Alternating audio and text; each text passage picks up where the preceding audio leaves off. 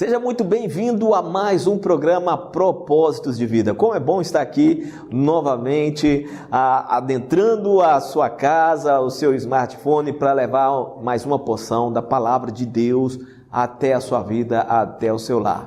Eu sou o pastor Adriano Papa e no programa de hoje nós teremos o quadro de missões, em que nós vamos falar sobre os 6 estágios em que se implantam e acontece a perseguição religiosa, principalmente em países onde é proibido falar do Evangelho de Jesus. Nós também teremos no Palavra Profética uma palavra bem, vamos dizer, bem moderna. Nós vamos falar sobre a cultura do cancelamento. Você já foi cancelado alguma vez? Se você não sabe o que é isso, você vai ficar sabendo nesse programa. Se você sabe e já foi cancelado, essa palavra também é para você, meu querido irmão, minha querida irmã, que está me assistindo. E teremos música, muita música que adora e louva o nome do Senhor. E eu quero aproveitar aqui e pedir para você já ir divulgando aí, compartilhando o nosso programa, para que mais pessoas também possam ser ricamente abençoados com o poder da palavra de Deus. Roda a vinheta, Vinícius, é o programa Propósitos de Vida.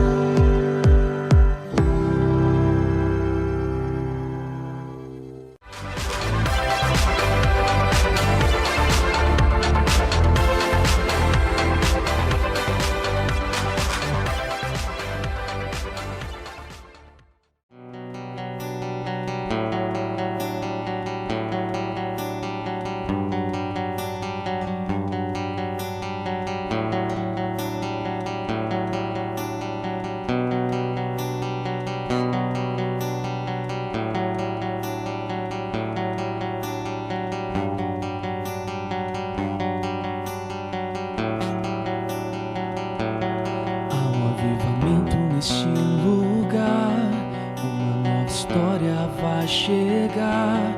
Uma geração que não se corrompeu com os prazeres deste mundo. Existe vida em todo lugar, uma harmonia que vem do altar, para aquele que escolheu viver eternidade, Ele nos deu. Basta acreditar que existe um lugar onde podemos descansar. Tenha fé, basta acreditar que existe um lugar onde podemos descansar. E quando o dia chegar, a morte não existirá,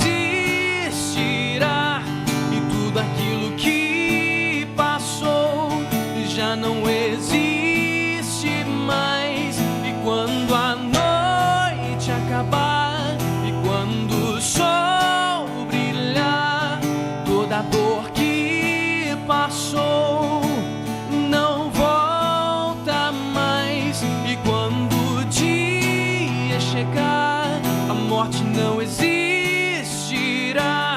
e tudo aquilo que passou já não existe mais. E quando a noite acabar e quando o sol brilhar, toda a dor que passou não volta mais. Eu entrego a minha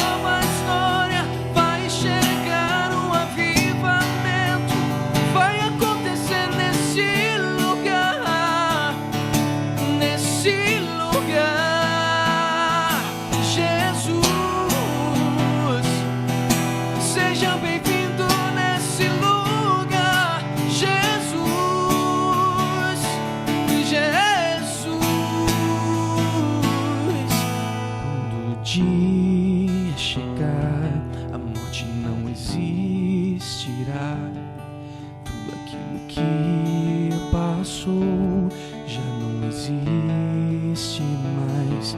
E quando a noite acabar e quando o sol brilhar, toda a dor que passou não volta mais.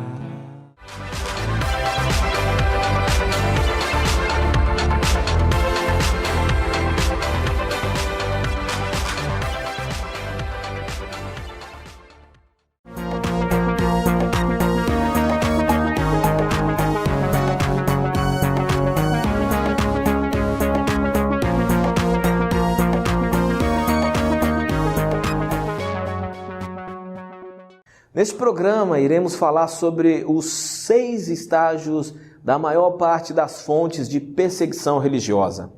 Esse texto foi baseado no site da missão Portas Abertas. Universalmente, não existe uma definição acerca da perseguição religiosa. Entre várias instituições, o conceito é visto por diferentes perspectivas. O site Portas Abertas define perseguição religiosa como qualquer hostilidade experimentada como resultado da identificação de uma pessoa com Cristo. Isso pode incluir atitudes hostis, palavras e ações contra cristãos. A jurisdição internacional coloca um padrão elevado para classificar perseguição, para evitar que a comunidade internacional enfrente sérios desafios para ter que proteger pessoas que reivindicam a condição de perseguido. Esse conceito tem um lado negativo, pois subestima as várias dimensões da perseguição, especialmente a contínua pressão que cristãos e outras minorias em suas diferentes esferas da vida. A perseguição, ela segue um ciclo e vai evoluindo. O que acontece? Grupos sociais e governos vão continuamente fortalecendo um ao outro contra as minorias religiosas.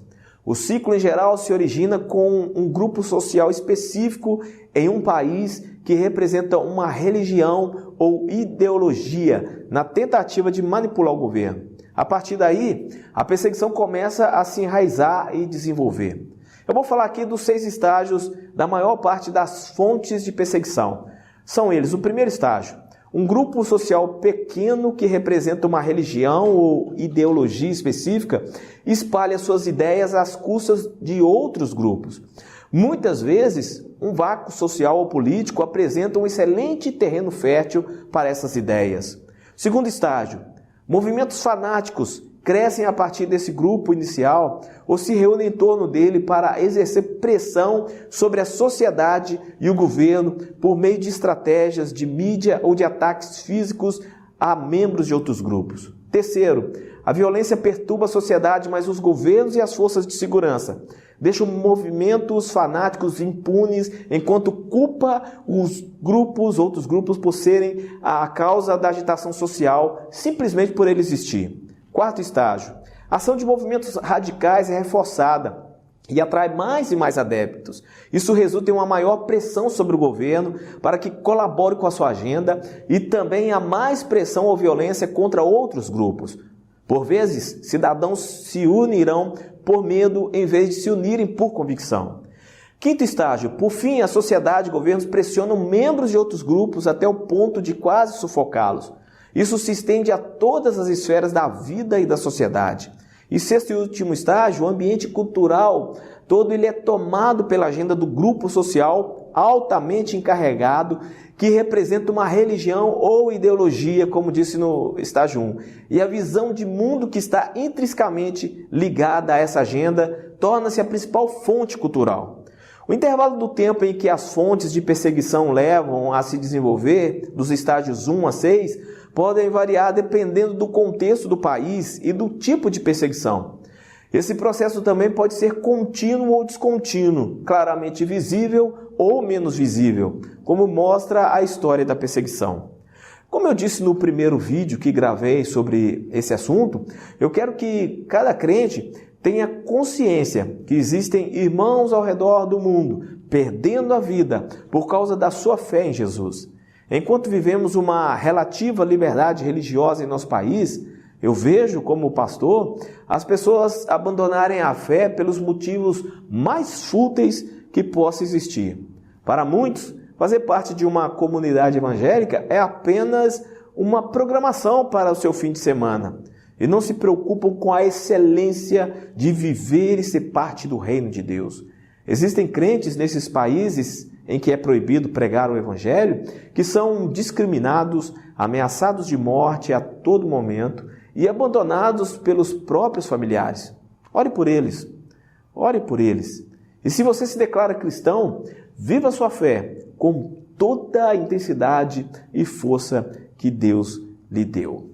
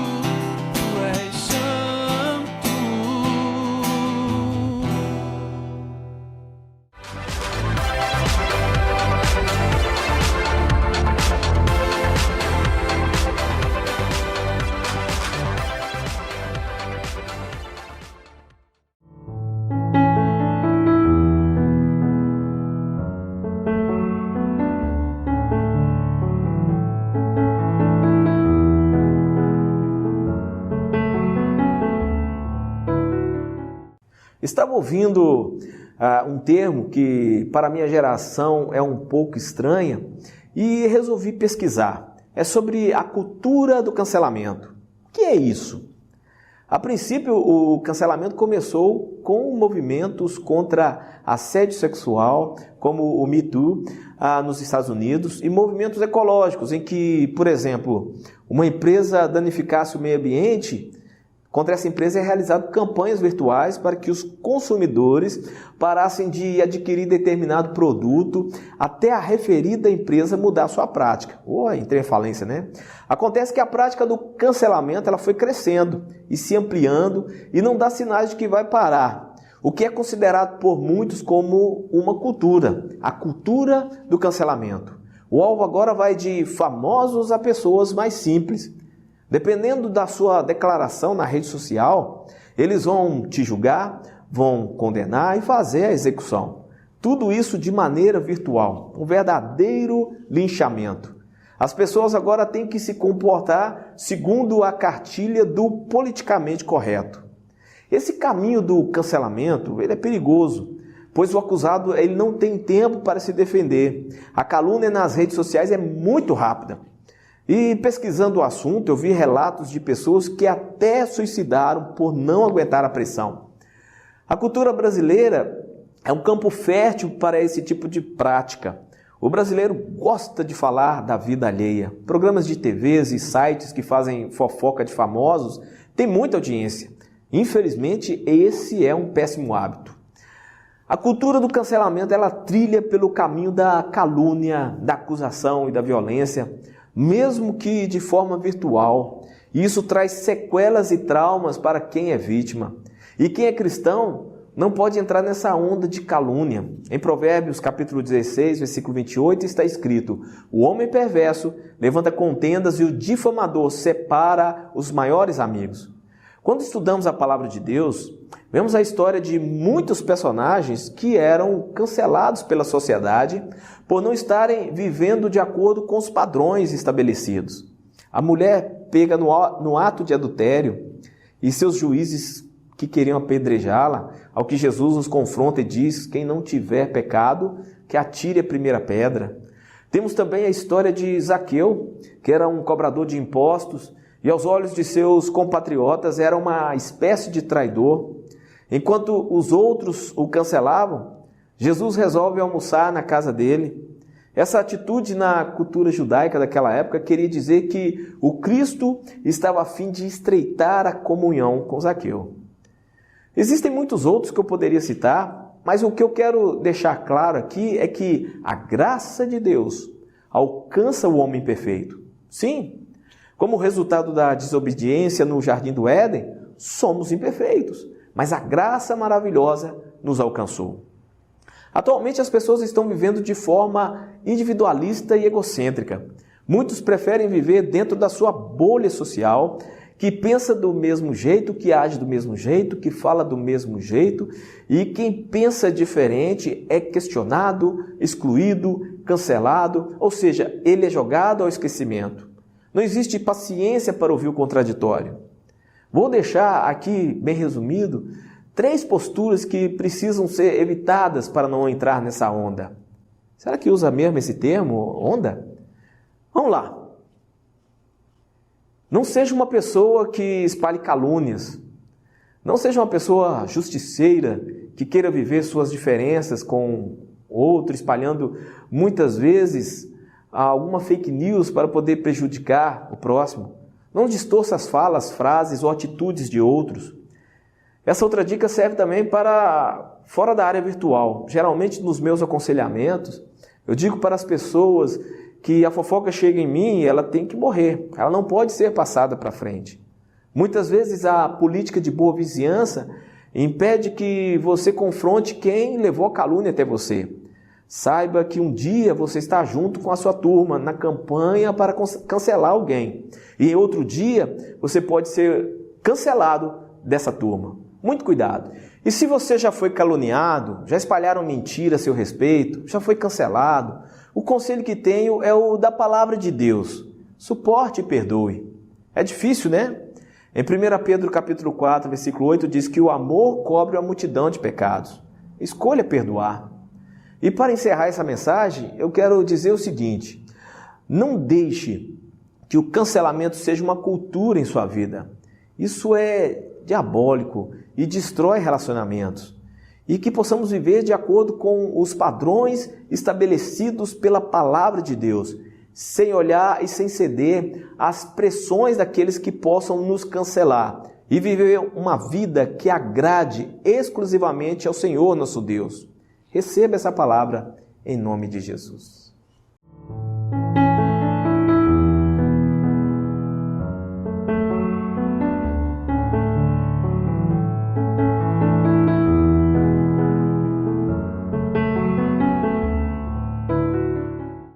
Muito bem, o programa Propósitos de Vida está chegando ao fim. Eu agradeço a sua audiência, agradeço o fato de você estar sempre ligadinho, estar sempre nos acompanhando tanto nas redes sociais quanto no programa na televisão. Nós agradecemos por tudo e que Deus possa te abençoar grandemente.